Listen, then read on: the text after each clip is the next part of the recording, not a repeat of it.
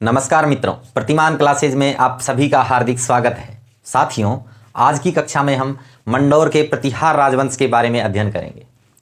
तो देखना, जब हम किसी राजवंश के बारे में अध्ययन करते हैं तो सबसे पहले हम उस राजवंश की उत्पत्ति के बारे में अध्ययन करते हैं, फिर हम उसकी कुछ महत्वपूर्ण विशेषताओं के बारे में अध्ययन करते हैं, उसके बाद हम उसके प्रमुख शासकों के बारे में अध्ययन करते हैं। तो वर्तमान में हम गुर्जर प्रतिहार राजवंश को पढ़ रहे हैं और हम इनकी उत्पत्ति के बारे में अध्ययन कर चुके हैं, इनकी महत्वपूर्ण विशेषताओं के बारे में भी अध्ययन कर चुके हैं।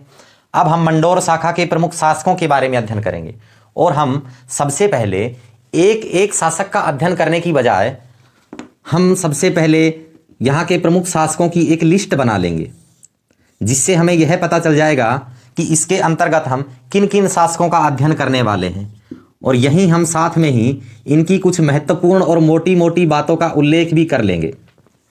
और दूसरी बात, इससे हमें यह सुविधा मिलेगी, जब हम इसका रिवीजन करेंगे तो हम बिना देखे ही यहाँ के शासकों के बारे में 50% अध्ययन कर चुके होंगे।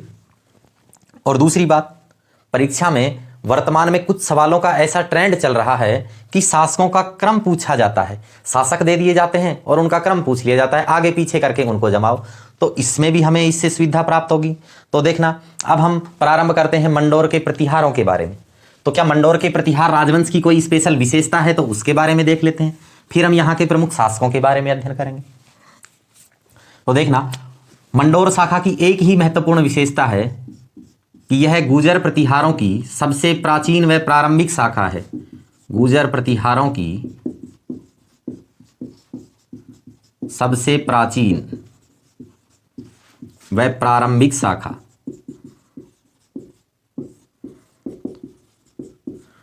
दूसरी यदि हम बात करें तो मंडोर के प्रतिहारों की कुल देवी, तो मंडोर के प्रतिहारों की कुल देवी है चामुंडा माता।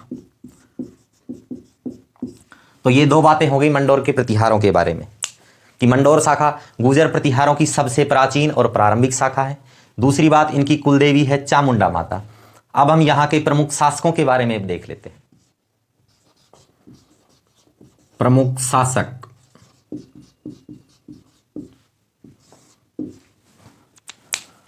अब देखना, यहाँ का पहला शासक था हरीशचंद्र। हरीशचंद्र, जो इतिहास में रोही लद्दी के नाम से भी प्रसिद्ध है, रोही लद्दी। दूसरा शासक हो गया रज्जिल। तीसरा शासक था नरभट्ट। चौथा शासक हो गया नागभट्ट प्रथम। पांचवा शासक हो गया राजा तात, या इसे ही बोलते हैं तट प्रतिहार, राजा तट प्रतिहार या राजा तात। छठा हो गया राजा भोज प्रतिहार, भोज प्रतिहार। सातवां शासक था यशोवर्धन। आठवां शासक अज्ञात है। आठवें शासक की वंशावली में यानी नाम तो मिलता है लेकिन पुस्तकों में इसका उल्लेख नहीं किया गया। आठवां शासक अज्ञात है, उसके नाम के बारे में नहीं पता है।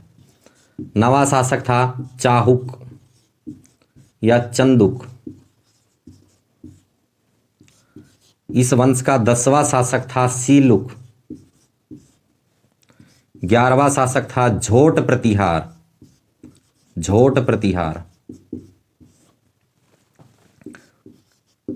12वां शासक हो गया यहाँ का भिलादित्य, भिलादित्य। 13वां शासक हो गया कक। 14वां शासक हो गया बाउक और 15वां शासक हो गया कक्कुक, कककुक। तो ये हो गए यहाँ के प्रमुख शासक। इनकी हमें एक लिस्ट बना लेनी है और इन्हें डब्बे में बंद कर लेना है। ये हो गए मंडोर के प्रतिहार राजवंश के प्रमुख शासक। पहला शासक हो गया यहाँ का हरीशचंद्र, दूसरा है रज्जिल, तीसरा है नरभट्ट, चौथा है नागभट्ट, पांचवा है राजा तात या तट प्रतिहार, छठा है भोज प्रतिहार, सातवां है यशोवर्धन, आठवां शासक अज्ञात है, 9वां शासक है चाहुक या चंदुक, 10वां शासक है सीलुक, 11वां शासक है झोट प्रतिहार, 12वां शासक है भीलादित्य, 13वां शासक है कक, 14वां शासक है बाउक और 15।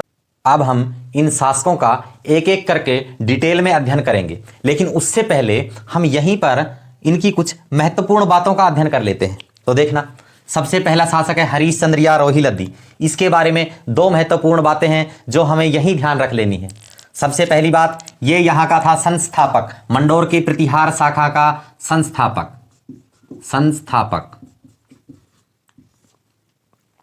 और दूसरी बात, इसने मंडोर को अपनी राजधानी बनाया था, मंडोर को राजधानी बनाया। अब दूसरा शासक है रज्जिल। अब रज्जिल के बारे में हमें एक बात ध्यान रखनी है कि मंडोर के शासकों की वंशावली इसी से प्रारंभ होती है। देखो, मंडोर शाखा का संस्थापक था तो हरिश्चंद्र, लेकिन जो मंडोर शाखा के प्रतिहारों की वंशावली दी गई है उसका प्रारंभ होता है रज्जिल से। तो इसमें लिखना है वंशावली इसी से प्रारंभ होती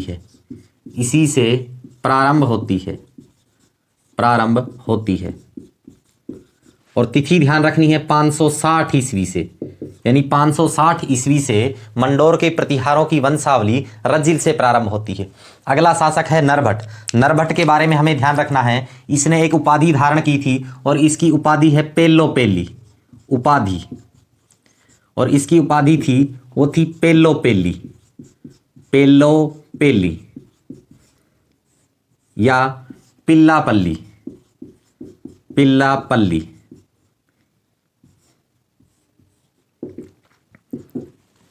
अगला शासक है नरभट्ट।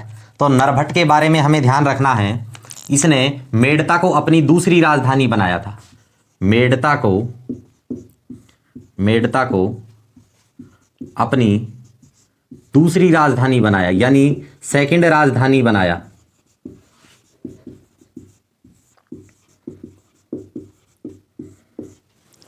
अगला शासक है राजा तट प्रतिहार या राजा तात। इसके बारे में हमें ध्यान रखना है, इसने जल समाधि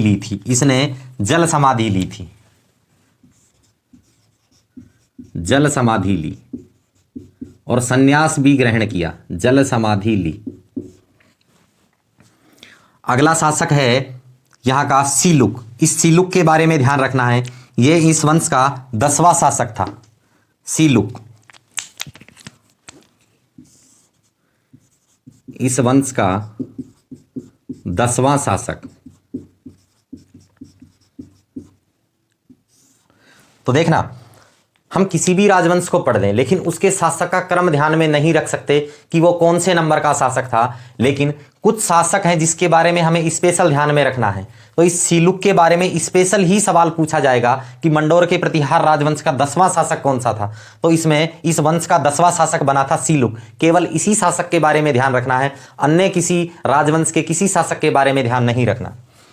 अगला है राजा झोट प्रतिहार। ये प्रतिहारों में संगीत एवं कला का ज्ञाता था और ये एकमात्र ऐसा शासक था पूरे प्रतिहारों में, चाहे प्रतिहारों की कोई सी भी शाखा हो, जो वीणा वादक शासक था। तो इसमें लिखना है प्रतिहारों में एकमात्र वीणा वादक शासक।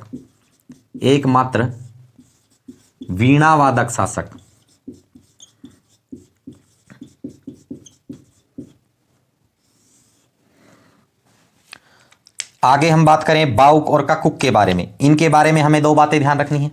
बाउक ने लगवाई थी जोधपुर प्रशस्ति और ककुक ने लगवाए थे घटियाला के शिलालेख। इसने लगवाई जोधपुर प्रशस्ति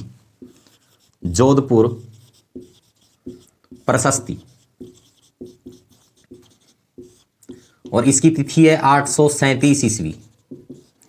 और इसने घटियाला के शिलालेख लगवाए थे या घटियाला के शिलालेख उत्कीर्ण करवाए थे, घटियाला के शिलालेख। और घटियाला के शिलालेखों की तिथि है 861 ईस्वी लगवाए।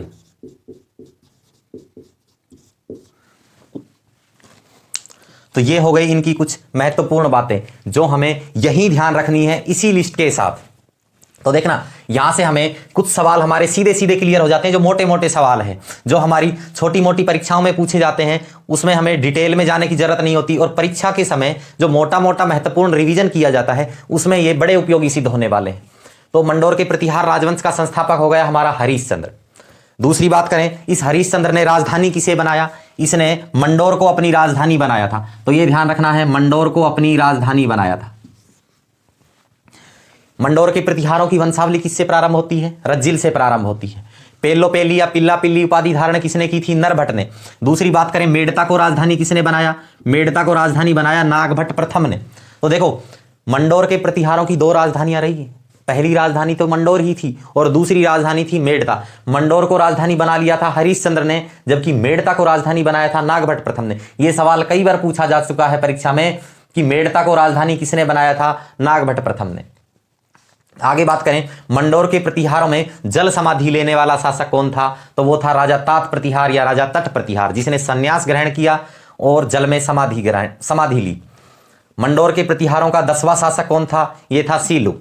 आगे हम बात करें, सभी प्रतिहारों की बात है, ये मंडोर के प्रतिहारों की बात नहीं है केवल। एकमात्र वीणावादक शासक जो प्रतिहारों में था वो था झोट प्रतिहार। ये कला एवं संगीत का बड़ा ही मर्मज्ञ था और ये संगीत का बड़ा ज्ञाता था और ये वीणावादक शासक था। आगे हम बात करें बाउक के बारे में। मंडोर के प्रतिहारों से संबंधित दो प्रमुख प्रशस्तियां हैं, जिसके बारे में हमने पहले भी बात की थी जब उनकी उत्पत्ति के बारे में अध्ययन किया था। एक है जोधपुर प्रशस्ति और एक है घटियाला के शिलालेख। तो देखना, जोधपुर प्रशस्ति है 837 ईस्वी की, ये लगवाई बाउक ने, और घटियाला के शिलालेखों को उत्कीर्ण करवाया था कक्कुक ने। तो इनके बारे में ध्यान रखना है। ये हमारे मोटे मोटे सवाल यहीं से क्लियर हो जाते हैं और परीक्षा में ये सवाल पूछा भी गया है कि घटियाला के शिलालेख किसने उत्कीर्ण करवाए थे? कक्कुक ने। घटियाला के शिलालेखों की तिथि कौन सी है? 861 ईस्वी। अब हम इन शासकों का एक एक करके डिटेल में भी अध्ययन करेंगे। ये तो हो गई इनकी महत्वपूर्ण बातें।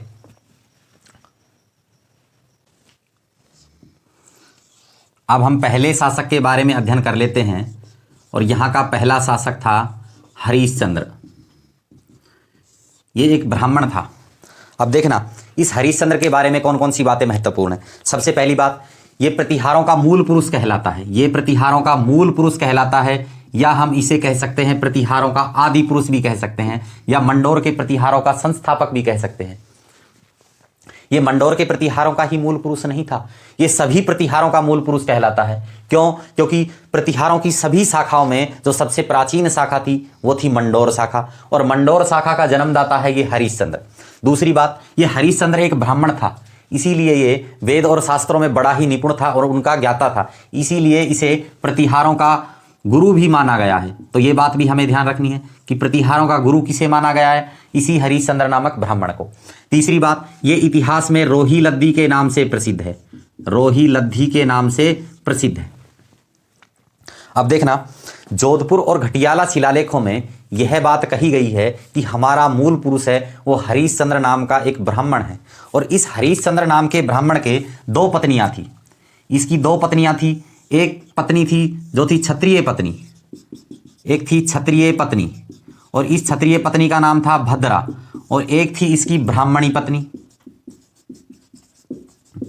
तो क्षत्रिय पत्नी भद्रा से जो संतान उत्पन्न हुई वो कहलाई क्षत्रिय प्रतिहार, और इस ब्राह्मणी पत्नी से जो संतान उत्पन्न हुई वो कहलाई ब्राह्मण प्रतिहार।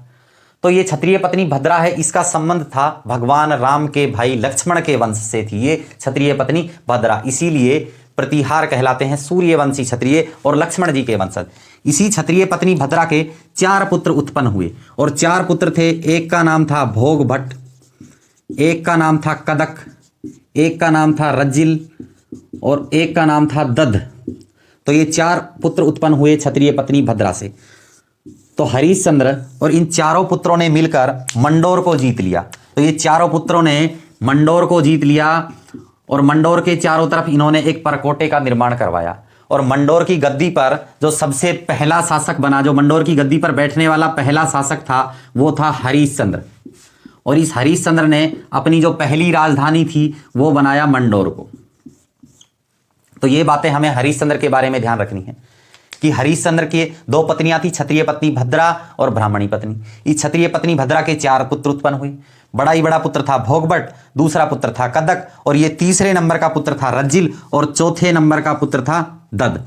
और चारों पुत्रों ने मिलकर मंडोर को जीता, और मंडोर जीत के उसके चारों तरफ एक परकोटे का निर्माण कराया, और सबसे पहले गद्दी पर अपने पिता को बैठाया, और इसका पिता था हरिश्चंद्र। तो मंडोर के प्रतिहार वंश का पहला शासक बना हरिश्चंद्र, और इस हरिश्चंद्र ने अपनी राजधानी किसे बनाया? सबसे पहले मंडोर को। अब हरिश्चंद्र के बाद इसका तीसरा पुत्र राजा बना, जो तीसरा पुत्र था रज्जिल। यानी पहला पुत्र भी शासक नहीं बना, दूसरा पुत्र भी शासक नहीं बना, इसका तीसरा पुत्र था, उसका नाम था रज्जिल। ये हरिश्चंद्र के पश्चात मंडोर की गद्दी पर बैठा और अगला शासक बना। तो अब हम हरिश्चंद्र के बारे में इन तथ्यों को नोट कर लेते हैं।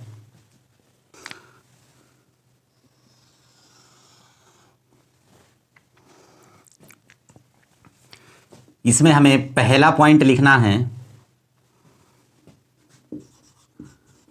प्रतिहारों का मूल पुरुष या आदि पुरुष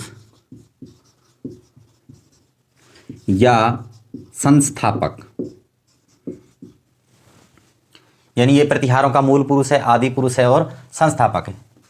दूसरा पॉइंट इसमें लिखना है, इसे प्रतिहारों का गुरु भी कहा जाता है। प्रतिहारों का गुरु, तो प्रतिहारों का गुरु किसे कहा जाता है? हरिश्चंद्र नामक ब्राह्मण को कहा जाता है। क्यों? क्योंकि ये वेद और शास्त्रों का ज्ञाता था, इसीलिए इसे प्रतिहारों का गुरु माना गया है। तीसरा पॉइंट इसके बारे में नोट करना है, यह इतिहास में रोही लद्दी के नाम से भी प्रसिद्ध है। रोही लद्दी के नाम से भी प्रसिद्ध है। तो ये बातें हो गई हरिश्चंद्र के बारे में। अगला पॉइंट डाल के लिखना है, जोधपुर प्रशस्ति व घटियाला शिलालेखों के अनुसार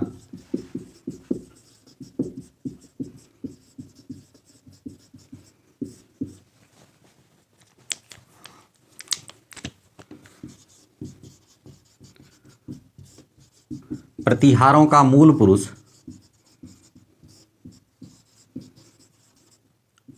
हरिश्चंद्र ब्राह्मण है।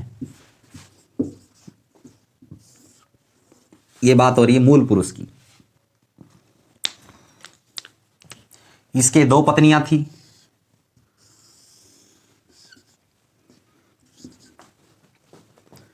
एक थी क्षत्रिय पत्नी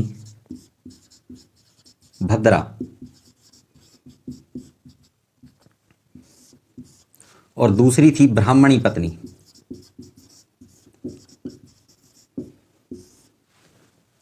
और क्षत्रिय पत्नी भद्रा की संतान कहलाई क्षत्रिय प्रतिहार, इसकी संतान कहलाई क्षत्रिय प्रतिहार, और इसकी संतान कहलाई ब्राह्मण प्रतिहार।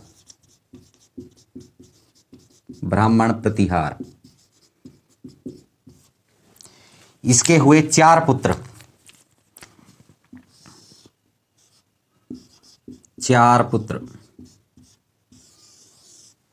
बड़े ही बड़े पुत्र का नाम था भोगभट, दूसरा पुत्र था कदक, तीसरा पुत्र था रज्जिल और चौथा पुत्र था दद।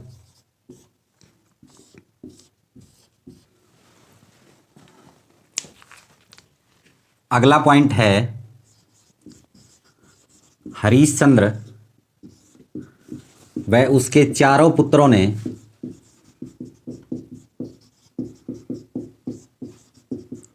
मिलकर मंडोर को जीता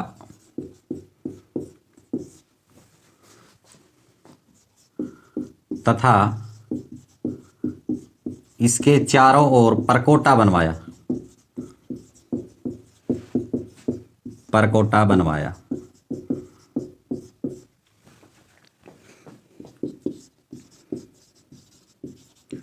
हरिश्चंद्र ने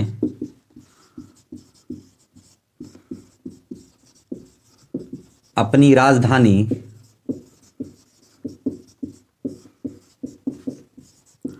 मंडोर को बनाया। तो ये हो गया अपना हरिश्चंद्र। अब अगला शासक है रज्जिल। तो देखो रज्जिल के बारे में क्या क्या बातें ध्यान रखनी है। तो रज्जिल कौन था? ये हरिश्चंद्र का तीसरा पुत्र था। दूसरी बात, यदि इसके बारे में बात करें तो मंडोर के प्रतिहारों की वंशावली 560 ईस्वी में रज्जिल से ही प्रारंभ होती है। और दो तथ्य इसके बारे में और ध्यान रखने हैं कि जो मंडोर में सबसे पहला राजसूय यज्ञ था वो इसी रज्जिल ने कराया था। और इसका एक दरबारी था जिसका नाम था नरहरि ब्राह्मण। इसने इसे राजा की उपाधि प्रदान की थी। तो ये चारों बातें हमें रज्जिल के बारे में ध्यान रखनी है। तो देखो सबसे पहली बात, यह हरिश्चंद्र का तीसरा पुत्र था। हरिश्चंद्र का तीसरा पुत्र था जो हरिश्चंद्र के बाद गद्दी पर बैठा। अगली बात हम करें, इसने सर्वप्रथम मंडोर में राजसूय यज्ञ कराया। इसने मंडोर में सर्वप्रथम राजसूय यज्ञ कराया। मंडोर के प्रतिहारों की वंशावली 560 ईस्वी में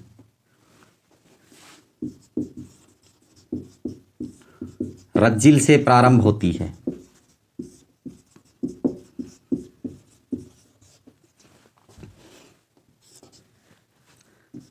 इसके दरबारी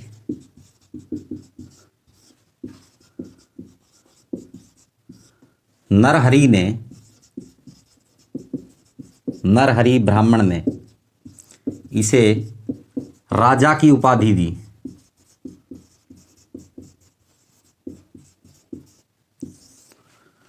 तो ये बातें हमें रज्जिल के बारे में ध्यान रखनी है। हरिश्चंद्र का तीसरा पुत्र था, सर्वप्रथम मंडोर में राजसूय यज्ञ कराया और मंडोर के प्रतिहारों की वंशावली इसी से प्रारंभ होती है। मंडोर के प्रतिहारों की वंशावली 560 ईस्वी में रज्जिल से प्रारंभ होती है। और एक इसकी उपाधि है जो इसके दरबारी नरहरि ब्राह्मण ने इसे दी थी और वो थी राजा की उपाधि। अब हम अगले शासक के बारे में बात करें तो रज्जिल के पश्चात अगला शासक बना नरभट्ट। इसके बारे में बस एक ही तथ्य ध्यान रखना है और वो हम पहले भी पढ़ चुके हैं। इसकी उपाधि के बारे में, इसने पेल्लोपेल्ली नाम की उपाधि धारण की। इसने पेल्लोपेल्ली या इसी पिल्लापल्ली, इसने पेल्लोपेल्ली या पिल्लापल्ली की उपाधि धारण की।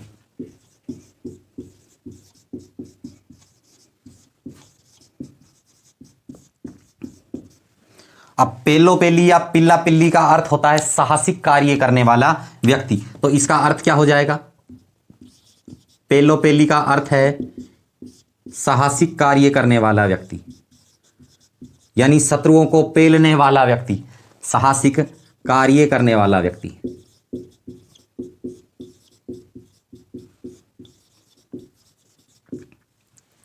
तो ये हो गया अपना नरभट्ट। बस इसके बारे में एक ही तथ्य ध्यान रखना है कि इसने पेल्लोपेल्ली या पिल्लापल्ली की उपाधि धारण की, जिसका अर्थ होता है साहसिक कार्य करने वाला व्यक्ति। अगला शासक है नागभट्ट प्रथम। अब देखना इस नागभट्ट प्रथम के बारे में, इसके बारे में एक बात ही ध्यान रखनी है कि इसने मेड़ता को जीता और उसे अपनी दूसरी राजधानी बनाया। इसने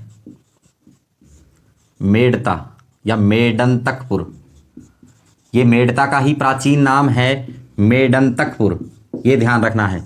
मेडंतकपुर मेड़ता का प्राचीन नाम है। इसने मेडंतकपुर मेड़ता को जीता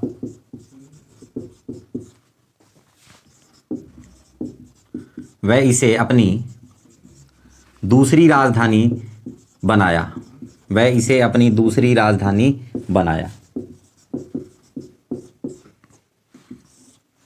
तो ये बात हमें नागभट्ट प्रथम के बारे में ध्यान रखनी। अब देखो, नागभट्ट प्रथम के बारे में थोड़ा सा विवादास्पद विषय है।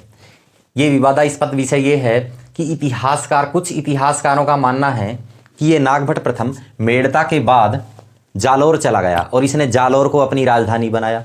फिर कुछ समय पश्चात यही उज्जैन चला गया और उज्जैन को राजधानी बनाया। इसीलिए ये मंडोर का जो नागभट्ट प्रथम शासक था, यही जालोर और उज्जैन के प्रतिहार शाखा का संस्थापक कहलाता है।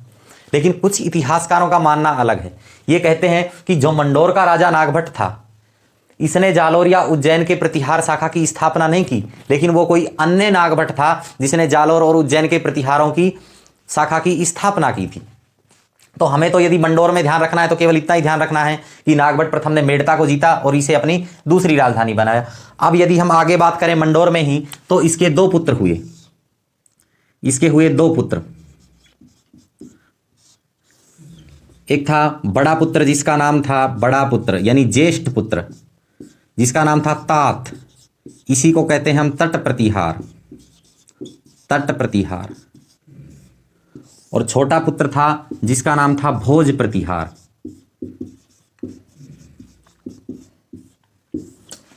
तो अब देखना, ये नागभट्ट प्रथम तो मेड़ता चला गया, इसने मेड़ता को अपनी राजधानी बना लिया और नागभट्ट प्रथम चला गया मेड़ता। लेकिन ये मेड़ता चला गया, उसके बाद भी मंडोर का महत्व कम नहीं हो पाया, क्योंकि जो इसका बड़ा पुत्र था, जो था तात या तट प्रतिहार, इसका बड़ा पुत्र तात था, ये मंडोर में ही रहा और मंडोर का शासन संचालन करने लग गया। और ये भोज प्रतिहार था, ये भी मंडोर में ही रहा। तो मेड़ता केवल गया नागभट्ट प्रथम, और नागभट्ट प्रथम की जब मृत्यु हो गई, उसके पश्चात गद्दी पर बैठा वो था तात, लेकिन तात रहा मंडोर में ही। तात थोड़ा धार्मिक प्रवृत्ति का आदमी था। इसने थोड़े कुछ दिनों पश्चात ही इसने संन्यास धारण कर लिया और यहाँ का शासन अपने छोटे भाई को सौंप दिया और राजा बन गया भोज प्रतिहार। जब गद्दी पर बैठ गया तो इसने भी एक प्रतिज्ञा ली कि मैं आजीवन विवाह नहीं करूंगा। तो इसीलिए ये भोज प्रतिहार आजीवन ब्रह्मचारी रहा और इसने वापस से गद्दी पर बैठा दिया अपने बड़े भाई तात के पुत्र यशोवर्धन को, और फिर अगला शासक बन गया यशोवर्धन। तो देखना, नागभट्ट के पश्चात नागभट्ट के दो पुत्र हुए, एक था तात प्रतिहार और एक था भोज प्रतिहार। ये धार्मिक प्रवृत्ति का व्यक्ति था, तो इसने संन्यास धारण कर लिया, राजा बन गया भोज प्रतिहार। तो भोज प्रतिहार ने भी प्रतिज्ञा कर ली शासन मिलने के पश्चात कि मैं आजीवन ब्रह्मचारी रहूंगा। तो ये आजीवन ब्रह्मचारी रहा और वापस से गद्दी पर बैठा दिया अपने भाई के पुत्र यशोवर्धन को। अब देखना, अगला राजा बन गया है राजा तट प्रतिहार या तात। तो ये रहा मंडोर में ही। इसके पिता ने मेड़ता को राजधानी जरूर बना लिया था, लेकिन ये मंडोर में ही रहा था। तो ये बात हमें ध्यान रखनी है, यह मंडोर में ही रहा, यह मेड़ता को राजधानी बनाए जाने के पश्चात भी मंडोर में ही रहा, मंडोर में ही रहा। कुछ समय पश्चात इसने संन्यास धारण कर लिया। कुछ समय बाद इसने संन्यास ले लिया। वह शासन अपने छोटे भाई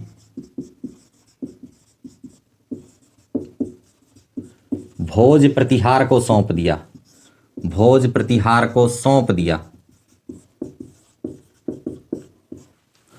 अंत में इसने जल समाधि ले ली, अंत में इसने जल समाधि ले ली। तो ये बात हमें ध्यान रखनी है कि मंडोर के प्रतिहार वंश में ऐसा कौन सा शासक था जिसने संन्यास धारण कर लिया और जल समाधि ली थी? वो था राजा तट प्रतिहार यानी तात। इसके पश्चात अगला शासक बन गया है अब भोज प्रतिहार, भोज प्रतिहार।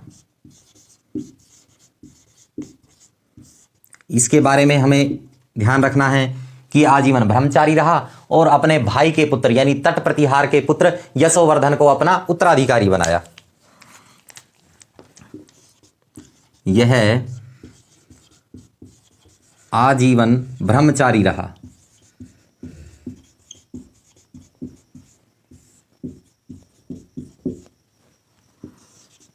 दूसरा तथ्य, इसने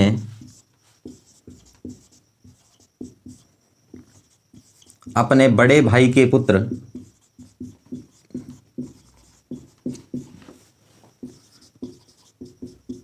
यशोवर्धन को उत्तराधिकारी बनाया।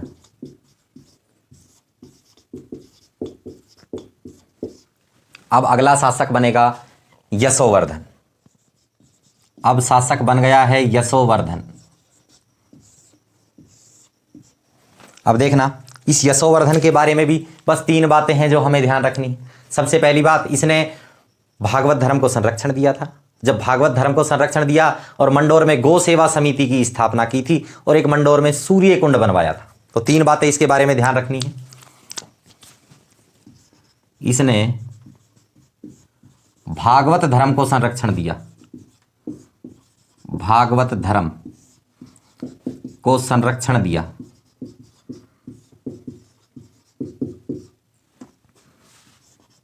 दूसरी बात, गौ सेवा समिति की स्थापना की। यह भी थोड़ा धार्मिक प्रवृत्ति का व्यक्ति था, तो गौ सेवा समिति की स्थापना की। और तीसरी बात, मंडोर में सूर्य कुंड बनवाया। तो ये हो गया यशोवर्धन। अब यशोवर्धन के पश्चात अगला शासक है जो 8वें नंबर का शासक है, जो अज्ञात है, यानी जिसका नाम हमें ज्ञात नहीं है, उसके बारे में जानकारी प्राप्त नहीं होती है। फिर उसके पश्चात 9वें नंबर का शासक बना जो था चाहुक या चंदुक। ये हो गया 9वें नंबर का शासक। और 8वें नंबर का शासक अज्ञात हो गया और यशोवर्धन हो गया 7वें नंबर का शासक। तो चाहुक चंदुक के बारे में हमें कोई बात ध्यान नहीं रखनी है, केवल इसका नाम लिखना है और छोड़ देना है। चाहुक या चंदुक के पश्चात इसका पुत्र शासक बना जो इस वंश का 10वां शासक था, जिसका नाम हमें मिलता है सीलुक। अब 10वें नंबर का शासक बना सीलुक, जो चाहुक या चंदुक का पुत्र था, सीलुक। तो देखो, इसके बारे में एक बात तो यही ध्यान रखनी है कि यह इस वंश का 10वां शासक था। तो ब्रैकेट में लिख लेना, इस वंश का 10वां शासक, इस वंश का 10वां शासक।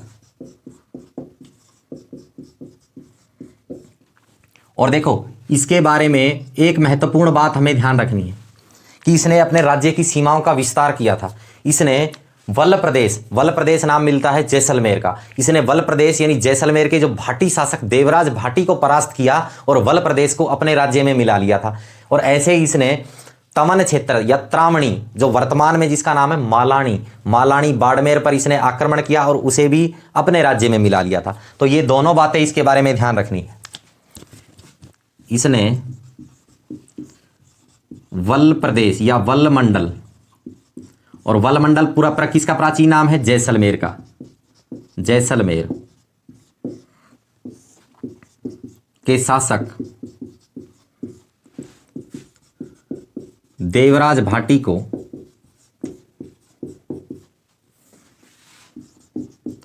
परास्त कर वल्ल प्रदेश पर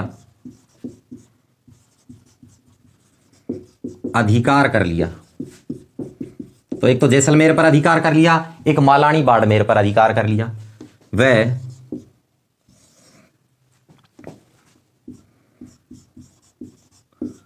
तवन क्षेत्र या त्रावणी, ये प्राचीन नाम है मालानी बाड़मेर के, वर्तमान में नाम है इसका मालानी बाड़मेर।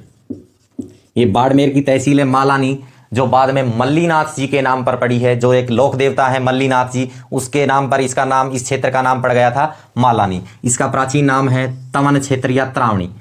इसने तवन क्षेत्र त्रावणी यानी मालानी बाड़मेर पर अपना अधिकार कर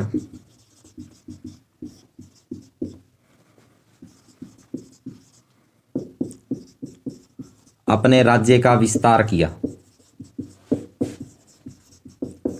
तो देखो, सीलुक के बारे में ये महत्वपूर्ण बात ध्यान रखनी है कि इसने अपने राज्य का विस्तार किया था। इसने एक तो वल प्रदेश यानी जैसलमेर को जीता, जिसमें देवराज भाटी को इसने परास्त किया था, तथा इसने मालानी बाड़मेर पर अपना अधिकार किया और अपने राज्य की सीमाओं का विस्तार किया था। इसका पुत्र शासक बना जिसका नाम था झोट प्रतिहार, झोट या झोटा प्रतिहार। तो देखो, एक तथ्य तो हम इसके बारे में पहले ही पढ़ चुके हैं कि ये प्रतिहारों में एकमात्र वीणावादक शासक था, यानी ये गाने बजाने वाला शासक था। तो इसके बारे में बस यही बात ध्यान हमें रखनी है कि ये गाने बजाने वाला शासक था और इसने गाने बजाने वाली एक जाति रावल जाति को अपने दरबारियों के रूप में नियुक्त किया था। तो ध्यान रखना, यह कला व संगीत का ज्ञाता था, कला व संगीत का ज्ञाता था। दूसरी बात, प्रतिहारों में एकमात्र वीणावादक शासक, प्रतिहारों में एकमात्र वीणावादक शासक, यानी ये गाने बजाने वाला आदमी था और ये वीणा बजाता था। और तीसरी बात हमें ध्यान रखनी है, इसने गाने बजाने वाली एक जाति है जो है रावल जाति, यानी संगीतज्ञ जाति है ये रावल जाति। इसने रावल जाति को अपने दरबारियों के रूप में नियुक्त किया था, अपने दरबारियों के रूप में नियुक्त किया। तो देखो, ये हो गया, सीलुक भी हो गया और उसका पुत्र झोट प्रतिहार भी हो गया। सीलुक के बारे में ध्यान रखने योग्य बातें थी, इसने वल मंडल यानी जैसलमेर पर अधिकार कर लिया और त्रावणी यानी मालानी बाड़मेर पर अधिकार कर लिया और अपनी सीमाओं का विस्तार किया। उसके बाद इसका पुत्र राजा बना जिसका नाम था झोट प्रतिहार। ये गाने बजाने वाला आदमी था और गाने बजाने वाली जाति जो थी रावल जाति को ही अपने दरबारियों के रूप में इसने नियुक्त कर दिया। इसके पश्चात इसका पुत्र शासक बना जिसका नाम था भीलादित्य। अगला शासक बना भीलादित्य। ये भीलादित्य कोई काम का नहीं है, ये आया, खाया, पिया और चला गया। तो इसके बारे में कोई तथ्य हमें ध्यान नहीं रखना है भीलादित्य के बारे में, बस नाम लिखना है और छोड़ देना है। भीलादित्य के पश्चात इसका पुत्र शासक बना जिसका नाम था कक। ये मंडोर का राजा कक, ये बड़ा ही महत्वपूर्ण शासक था। इसके बारे में हम जब आगे प्रतिहार राजवंश पढ़ेंगे, जालौर, कन्नौज, उज्जैन शाखा, तब भी हमें इसके बारे में पढ़ने को मिलेगा। तो देखो, कक के बारे में क्या क्या बातें ध्यान रखनी है, ये जब हम आगे शासक पढ़ेंगे जालौर, कन्नौज, उज्जैन शाखा, उस समय जो प्रसिद्ध शासक आएंगे वत्सराज प्रतिहार और नागभट्ट दित्य, ये इनका प्रमुख सामंत रहा था और इनका सामंत रहते हुए इसने बंगाल के और बिहार के गोंडों को परास्त किया था। तो बस हमें यही बात ध्यान रखनी है, यह वत्सराज व नागभट्ट दित्य का प्रमुख सामंत था, प्रमुख सामंत रहा और इनका सामंत रहते हुए इसने बिहार और बंगाल के गोंडों को परास्त किया। इसने बंगाल व बिहार के गोंडों को परास्त किया। यदि बात आए मंडोर के प्रतिहारों में किसने बंगाल और बिहार के गोंडों को परास्त किया, तो वो हो जाएगा मंडोर का राजा कक। अब देखो, इसके आगे यदि बात करें तो इसके थी 2 पत्नियां और उससे 2 पुत्र उत्पन्न हुए, तो इसके हो गई 2 पत्नियां, 2 पत्नियां। तो 2 पत्नियां थी, एक पत्नी जो भाटी वंश की रानी थी और दूसरी पत्नी जो थी दुर्लभ देवी। तो पहली पत्नी हो गई इसकी जो भाटी वंश की थी, भाटी वंश की महारानी पद्मिनी।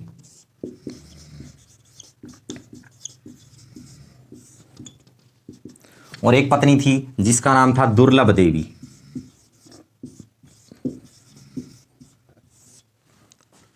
तो इस भाटी वंश की महारानी पद्मिनी के एक पुत्र उत्पन्न हुआ जिसका नाम था बाउक।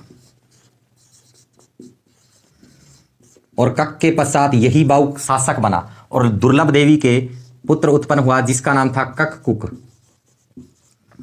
तो कक के 2 पुत्र हो गए, एक का नाम हो गया बाउक, एक का नाम हो गया कककुक। कक के पश्चात राजा बना बाउक और बाउक के पश्चात राजा बना कककुक। तो देखो कक के दो पत्नियां हो गई, भाटी वंश की महारानी पद्मिनी। अब हमने पद्मिनी रानी के बारे में खूब पढ़ा हुआ है कि पद्मिनी रानी कौन थी। ये चित्तौड़ के शासक रतन सिंह की पत्नी थी और सिंघल द्वीप यानी श्रीलंका की राजकुमारी थी। लेकिन अब सवाल परीक्षा में कैसे पूछा जाएगा? सवाल परीक्षा में पूछा जाएगा कि भाटी वंश की महारानी पद्मिनी किसकी पत्नी थी, कक की थी या रतन सिंह की थी। तो जब भाटी वंश की महारानी लिख के दे दिया, ये पद्मिनी किसकी पत्नी हो गई? राजा कक की। तो इतिहास में इसका भी नाम मिलता है पद्मिनी के रूप में। जो भाटी वंश की थी वो राजा कक की पत्नी थी। अब अगला राजा बनेगा बाउक और उसके पश्चात बनेगा कक्कुक। अगला शासक बना बाउक। अब देखना, मंडोर के राजा कक के पश्चात उसका पुत्र बाउक राजा बना। अब इस बाउक के बारे में दो बातें ध्यान रखनी है। इसने अपने दो शत्रुओं को परास्त किया था। एक का नाम था नंदवल्लभ, दूसरे का नाम था राजा मयूर। अब ये नंदवल्लभ कहाँ का था या किस वंश से संबंधित था, इसका कोई उल्लेख नहीं मिलता है। दूसरा शत्रु था राजा मयूर। कुछ इतिहासकार बताते हैं कि ये मौर्य वंश से संबंधित था, यानी मौर्य वंश से संबंधित था और इसको इसने परास्त किया था। तो ये ध्यान रखना, इसने दो शत्रुओं को परास्त किया था। और तीसरी बात, इसने जोधपुर प्रशस्ति लगवाई थी, उसके बारे में हम पहले भी पढ़ चुके हैं। तो ये बातें इसके बारे में ध्यान रखनी है। राजा बाउक के बारे में, इसने अपने शत्रु नंदवल्लभ को परास्त कर मार डाला। दूसरा, इसने अपने शत्रु राजा मयूर को भोकुपा या भुएकूप के युद्ध में परास्त किया। तो इसने अपने दो शत्रुओं को परास्त किया था। एक तो अपने शत्रु नंदवल्लभ को परास्त किया और उसे मार डाला था। दूसरा, राजा मयूर को परास्त किया भोकुपा या भुएकूप के युद्ध में। तीसरा है, इसने जोधपुर प्रशस्ति लगवाई। इसने जोधपुर प्रशस्ति लगवाई, जोधपुर प्रशस्ति। और ये जोधपुर प्रशस्ति की तिथि है 837 ईस्वी।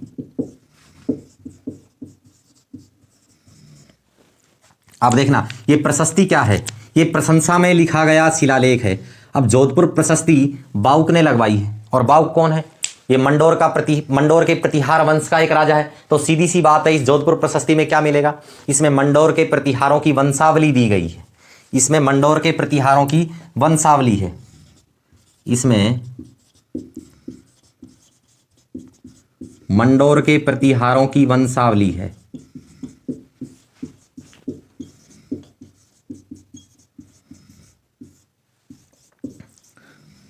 कहाँ लगवाया गया? इसे लगवाया गया मंडोर के विष्णु मंदिर में लगवाया गया। बाद में इसे किसी ने उतारकर जोधपुर के कोट में लगवा दिया, इसीलिए इसे जोधपुर प्रशस्ति के नाम से जाना गया। प्रारंभ में इसे लगवाया गया मंडोर के विष्णु मंदिर में। इसे मंडोर के विष्णु मंदिर में लगवाया था। तो ये हो गया अपना राजा बाउक। अब अगला शासक बनेगा कक्कुक। बाउक के बाद अगला शासक बना कक्कुक। ये कक्कुक कौन था? ये बाउक का भाई था और राजा कक का पुत्र था। ये कक्कुक मंडोर के प्रतिहारों में बड़ा ही प्रसिद्ध शासक रहा है। इसकी सबसे महत्वपूर्ण बात कौन सी है? इसने घटियाला के 2 शिलालेख उत्कीर्ण करवाए थे। घटियाला के शिलालेख, जिन घटियाला के शिलालेखों का हम बार बार जिक्र करते आ रहे हैं, तो ये घटियाला के जो शिलालेख हैं वो कक्कुक ने ही उत्कीर्ण करवाए थे। और घटियाला के शिलालेखों में एक महत्वपूर्ण घटना की जानकारी प्राप्त होती है। इन शिलालेखों से हमें राजस्थान में सती प्रथा की प्रथम घटना की जानकारी प्राप्त होती है। तो देखो, ये सबसे बड़ा ही महत्वपूर्ण और इम्पोर्टेंट सवाल है कि राजस्थान में सती प्रथा की प्रथम घटना की जानकारी हमें कहाँ से प्राप्त होती है? वो हमें प्राप्त होती है कक्कुक द्वारा लगवाए गए घटियाला के शिलालेखों से। और इन्हीं शिलालेखों से हमें पता चलता है कि राजस्थान की जो प्रथम सती महिला थी उसका नाम था संपल कंवर। राजस्थान की प्रथम सती महिला, उसका नाम था संपल कंवर और ये मंडोर के सेनापति रेणुका की पत्नी थी। ये रेणुका की पत्नी थी संपल कंवर। तो राजस्थान की प्रथम सती स्त्री कौन थी? वो थी संपल कंवर। कौन थी ये? मंडोर के सेनापति रेणुका की पत्नी थी। और इस घटना की जानकारी हमें घटियाला के शिलालेखों से प्राप्त होती है। अब बात करें हम कक्कुक के बारे में। कक्कुक ने घटियाला और मंडोर में जय स्तंभ लगवाए थे। जय स्तंभ यानी विजय स्तंभ बोलते हैं, जो किसी पर विजय की याद में लगवाए जाते हैं। तो इसने 2 विजय स्तंभों का निर्माण करवाया था, एक घटियाला में और एक मंडोर में। ये राजस्थान के प्राचीन सेकंड विजय स्तंभ है, यानी दूसरे विजय स्तंभ है। यूं तो राजस्थान में कई विजय स्तंभ हैं, लेकिन सबसे प्रसिद्ध जो विजय स्तंभ है वो है महाराणा कुंभा द्वारा बनवाया गया कीर्ति स्तंभ, और वो है चित्तौड़गढ़ दुर्ग में। अब देखना और विजय स्तंभ कहाँ कहाँ है राजस्थान में। यदि हम राजस्थान के पहले विजय स्तंभ की बात करें तो पहला विजय स्तंभ है बयाना भरतपुर में। राजस्थान का यदि पहला विजय स्तंभ है तो वो है बयाना भरतपुर में विजय स्तंभ है, और इसे लगवाया था समुद्रगुप्त ने। गुप्त वंश का शासक था समुद्रगुप्त। इसने बयाना भरतपुर में राजस्थान का प्रथम विजय स्तंभ लगवाया था। और राजस्थान के प्राचीन दूसरा विजय स्तंभ कौन सा है? ये लगवाए थे कक्कुक ने। इसके पश्चात विजय स्तंभ बना कीर्ति स्तंभ, चित्तौड़गढ़ वाला, सभी जानते हैं। और एक विजय स्तंभ है अपना जैसलमेर में तनोट राय माता मंदिर में, जो भारत पाकिस्तान युद्ध की उपलक्ष्य में लगवाया गया। पाकिस्तान पर हुई जीत के उपलक्ष्य में लगवाया गया था, एक वो विजय स्तंभ है। तो इस प्रकार राजस्थान में 4 विजय स्तंभ प्रसिद्ध हो गए। सबसे प्राचीन विजय स्तंभ हो गया बयाना भरतपुर का, जो समुद्रगुप्त ने बनवाया। दूसरा विजय स्तंभ हो गया जो कक्कुक ने बनवाए, मंडोर और घटियाला में, यानी ये जोधपुर जिले के अंतर्गत आते हैं। और एक सबसे प्रसिद्ध विजय स्तंभ हो गया महाराणा कुंभा का कीर्ति स्तंभ। और एक विजय स्तंभ हो गया जो तनोट राय माता मंदिर जैसलमेर में बना हुआ है, भारत की पाकिस्तान पर जीत के उपलक्ष्य में लगवाया गया था। तो इसके बारे में भी हमें ध्यान रखना है। इसने 2 जय स्तंभों का निर्माण करवाया था। और देखना, कक्कुक को शिलालेखों में न्यायपालक और प्रजापालक राजा बताया गया है। इसे न्यायपालक व प्रजापालक राजा बताया गया है कि ये प्रजा का बड़ा ध्यान रखता था और ये बड़ा ही न्यायपालक शासक था। और इसने क्या काम किया था? ये सभी शिल्पकारों विद्वानों को आश्रय प्रदान करता था, यानी ये सभी का आश्रय दाता था। यानी ये जितने भी शिल्पकार थे, गुणीजन थे, विद्वान थे, सभी को ये आश्रय प्रदान करता था। और इसने घटियाला में महाजनों की बस्तियां बसाई। महाजनों को मतलब बणियों की बस्तियां, जो व्यापार करते हैं। इसने घटियाला के जो गांव हैं घटियाला के आसपास के जो गांव हैं उसमें इसने महाजनों की बस्तियां बसाई और व्यापार और वाणिज्य को भी इसने प्रोत्साहन दिया था। तो ये बातें हमें ध्यान रखनी है कि किस प्रतिहार शासक को शिलालेखों में न्यायपालक और प्रजापालक शासक बताया गया है, वो है कक्कुक। किसने घटियाला में महाजनों की बस्तियां बसाई और व्यापार और वाणिज्य को प्रोत्साहन दिया, तो वो था राजा कक्कुक। और कक्कुक के बारे में कहा जाता है, शिलालेखों में कहा गया है कि इसने अपने सच चरित्र से, यानी अपने अच्छे चरित्र से, मारवाड़ के, गुजरात के और बाड़मेर के, यहाँ सभी अपने आसपास के क्षेत्रों के सभी निवासियों का अनुराग अर्जित किया था। यानी एक न्यायपालक और प्रजापालक शासक था। तो इसी के साथ में मंडोर के प्रतिहारों का इतिहास समाप्त हो जाता है। लेकिन अन्य शासक कक्कुक के बाद और भी हुए हैं, लेकिन उनके बारे में हमें पर्याप्त जानकारी उपलब्ध नहीं हो पाती है। इसीलिए मंडोर के जो शासकों की वंशावली है, प्रतिहार शासकों की वंशावली, उसमें अंतिम राजा कक्कुक का ही नाम मिलता है। अब देखो, इस कक्कुक के बारे में जो हमने पढ़ा है उन तथ्यों को हम नोट कर लेते हैं एक बार। पहला तथ्य है, इसने घटियाला के 2 शिलालेख उत्कीर्ण करवाए और इसको अंडरलाइन कर लेना, घटियाला के 2 शिलालेख। अब देखो, घटियाला के हम शिलालेखों की बात करें, इनकी तिथि कौन सी मिलती है? इनकी तिथि अंकित है इन पर 861 ईस्वी। इनकी भाषा मिलती है संस्कृत, भाषा है इनकी संस्कृत। अगली बात करें, इनका उत्कीर्णकर्ता, यानी इनको उत्कीर्ण किसने किया था? इन शिलालेखों पर इनके उत्कीर्णकर्ता का नाम मिलता है, जिसका नाम था कृष्णेश्वर। कृष्णेश्वर। इनका लेखक था मग। तो देखो, उत्कीर्णकर्ता अलग होता है, जो उस पर खुदाई करके उत्कीर्ण करता है वो तो है कृष्णेश्वर, और जो इनका लेखक है, यानी जिनको इन्होंने लिखा था, वो है मग। और इन घटियाला के शिलालेखों का जो अंतिम श्लोक है वो स्वयं कक्कुक ने लिखा है। इससे कक्कुक की विद्वता के बारे में भी पता चलता है। तो लिख देंगे इस शिलालेख का अंतिम श्लोक स्वयं कक्कुक ने लिखा है।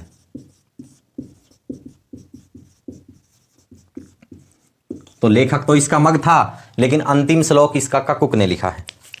और देखो घटियाला के शिलालेखों के बारे में। इन शिलालेखों से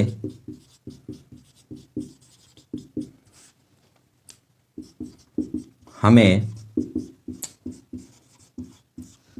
राजस्थान में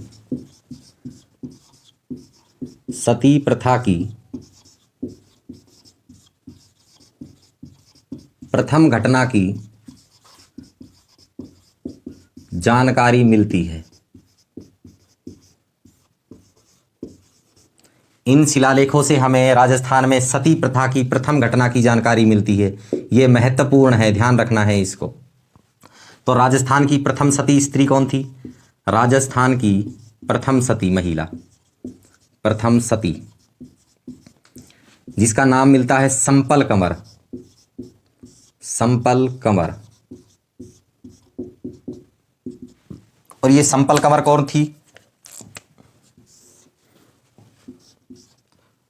मंडोर के सेनापति, मंडोर के सेनापति जिसका नाम था रेणुका की पत्नी। तो इस रेणुका का नाम ध्यान रखना है। मंडोर के सेनापति रेणुका की पत्नी थी। अब आगे देखना, कक्कुक ने घटियाला व मंडोर में जय स्तंभ स्थापित किए। घटियाला और मंडोर में इसने जय स्तंभ स्थापित किए। इसके बारे में हमें लिखना है, नोट करके। ये राजस्थान के दूसरे नंबर के यानी सेकंड विजय स्तंभ है।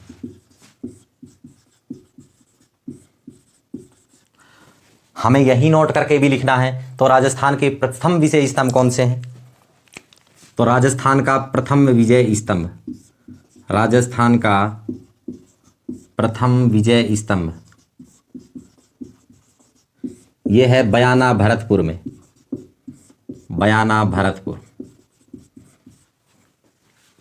राजस्थान का प्रथम विजय स्तंभ बयाना भरतपुर में। और इसे लगवाया था समुद्रगुप्त ने। इसे समुद्रगुप्त ने लगवाया।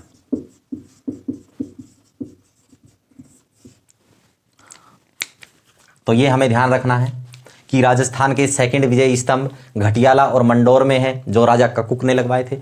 और राजस्थान का प्रथम विजय स्तंभ बयाना भरतपुर में है, जिसे समुद्रगुप्त ने लगवाया था। अगला पॉइंट है, इसे शिलालेखों में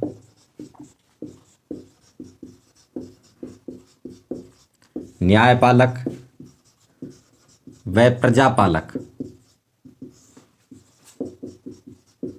शासक बताया गया है। तो इसके बारे में ध्यान रखना है कि न्यायपालक और प्रजापालक शासक किसे बताया गया है? राजा कक्कुक को बताया गया है। इसने विद्वानों, शिल्पकारों व गुणीजनों को आश्रय प्रदान किया।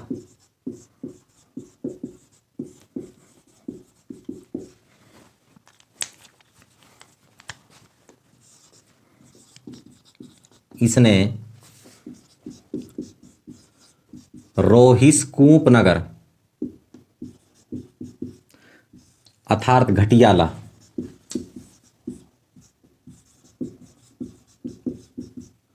तो ये ध्यान रखना है कि ये रोहिस्कूप नगर किसका नाम है, ये नाम है घटियाला का ही नाम है। ये बात हमें ध्यान रखनी है कि घटियाला का दूसरा नाम क्या है, रोहिस्कूप नगर। तो इसने रोहिस्कूप नगर अर्थात घटियाला के आसपास के गांवों में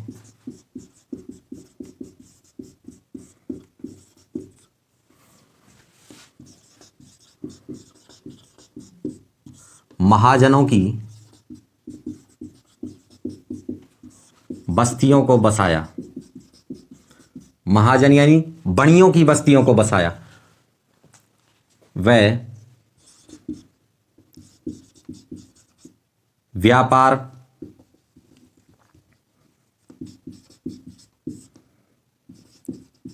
तथा वाणिज्य को प्रोत्साहन दिया। व्यापार तथा वाणिज्य को प्रोत्साहन दिया।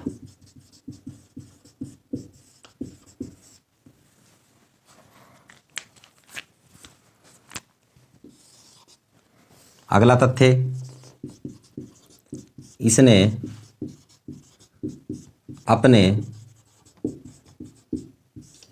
सच्चरित्र से मांड, मरु, वल, ये सभी नाम हैं जैसलमेर के। मांड भी जैसलमेर क्षेत्र को कहा जाता है, वल भी जैसलमेर क्षेत्र को कहा जाता है, और मरु भी जैसलमेर में ही आ गया, यानी जैसलमेर। कोमा त्रावणी, ये त्रावणी नाम है मालानी बाड़मेर का, मालानी बाड़मेर। अज, अज नाम है मध्य प्रदेश का, मध्य प्रदेश। वह गुजरात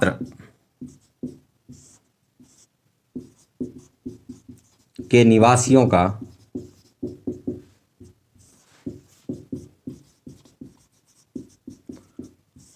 अनुराग अर्जित किया।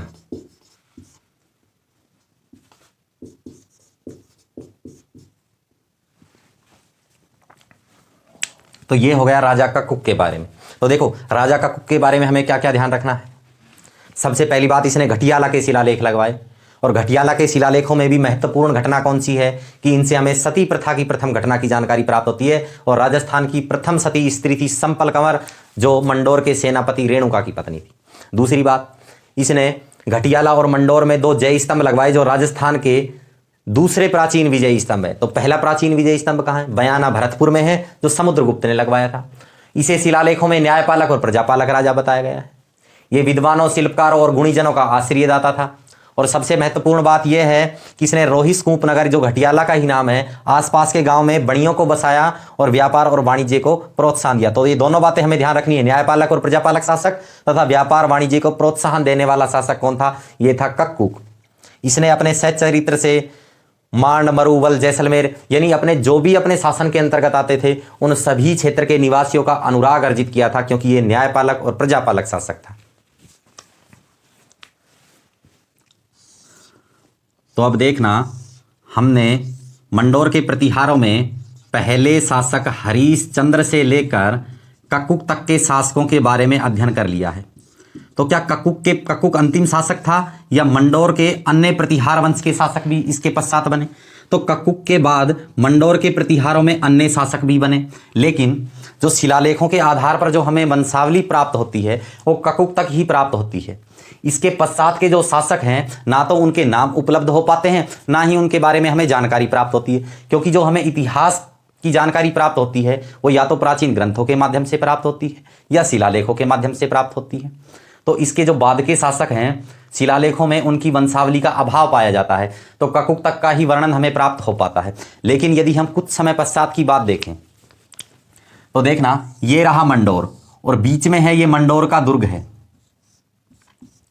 तो लगभग यदि हम 12वीं शताब्दी के आसपास की बात करें तो ये मंडोर के आसपास के जितने भी क्षेत्र थे, यहाँ पर चौहानों का अधिकार हो गया था, इस पर हो गया था चौहानों का अधिकार। इस बात का पता हमें कैसे चलता है कि यहाँ चौहानों का अधिकार हो गया था? क्योंकि मंडोर से 1145 ईस्वी में एक सहजपाल चौहान का उल्लेख मिलता है। सहजपाल चौहान का एक शिलालेख प्राप्त होता है और उस शिलालेख के आधार पर हम अनुमान लगा सकते हैं कि 12वीं शताब्दी के मध्य भाग के आसपास मंडोर के आसपास के भागों में चौहानों का अधिकार हो गया था। लेकिन बात करें हम मंडोर दुर्ग की, तो ये मंडोर दुर्ग था, ये प्रतिहारों के ही अधीन था। ये मंडोर दुर्ग ये प्रतिहारों के ही अधीन रहा, इस पर चौहानों का अधिकार नहीं हुआ था, ये रहा प्रतिहारों के अधीन। और 1395 ईस्वी के पास, ये बड़ी महत्वपूर्ण तिथि है 1395 ईस्वी, इसके बारे में हमें ध्यान रखना है। तो 1395 ईस्वी के आसपास यहाँ इंदा शाखा के प्रतिहारों का शासन था, इंदा शाखा के प्रतिहारों का, यानी मंडोर दुर्ग इंदा शाखा के प्रतिहारों के कब्जे में था। तो 1395 ईस्वी में इन इंदा शाखा के प्रतिहारों ने अपनी पुत्री की शादी कर दी चूड़ा राठौड़ के साथ, राव चूड़ा राठौड़ के साथ अपनी पुत्री की शादी कर दी और मंडोर दुर्ग दे दिया इसे दहेज के रूप में। इस प्रकार अब मंडोर दुर्ग पर राठौड़ों का अधिकार स्थापित हो गया, यानी राव चूड़ा राठौड़ का अधिकार स्थापित हो गया, क्योंकि प्रतिहारों ने अपनी पुत्री की शादी की चूड़ा राठौड़ के साथ और उसे दहेज के रूप में दुर्ग दे दिया। और राव चूड़ा राठौड़ कौन था? ये राठौड़ राजवंश का शासक था और इसने अपनी मंडोर को अपनी राजधानी बना लिया। इस प्रकार मंडोर के प्रतिहारों का इतिहास पूर्णतः समाप्त हो गया 1395 ईस्वी में, और 1395 ईस्वी में मंडोर दुर्ग पर राठौड़ राजवंश का अधिकार स्थापित हो गया। अब हम इसी बात को नोट और कर लेते हैं। तो अब देखना 12वीं शताब्दी के मध्य भाग में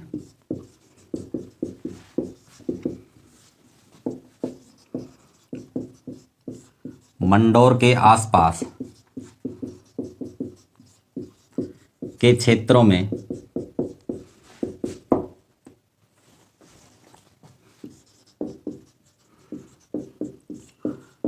चौहानों का अधिकार स्थापित हो गया। और ये बात हमें कैसे पता चलती है? 1145 ईस्वी का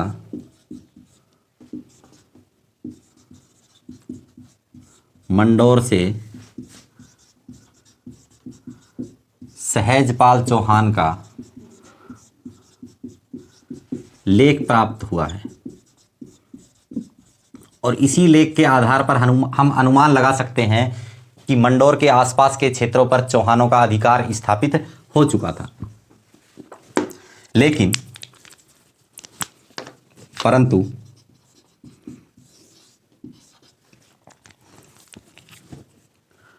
मंडोर दुर्ग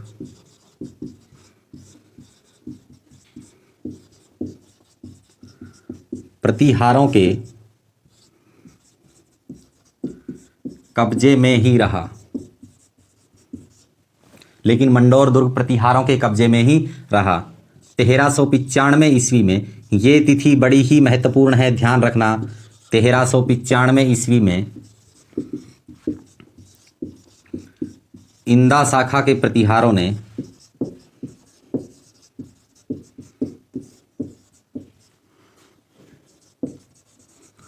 हमीर प्रतिहार से तंग आकर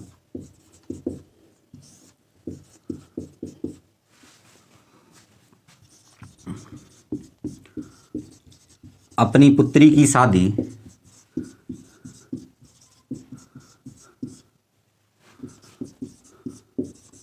राव चूड़ा राठौड़ से कर दी,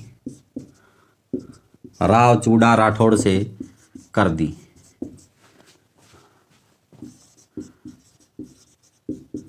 वह मंडोर दुर्ग इसे दहेज में दे दिया।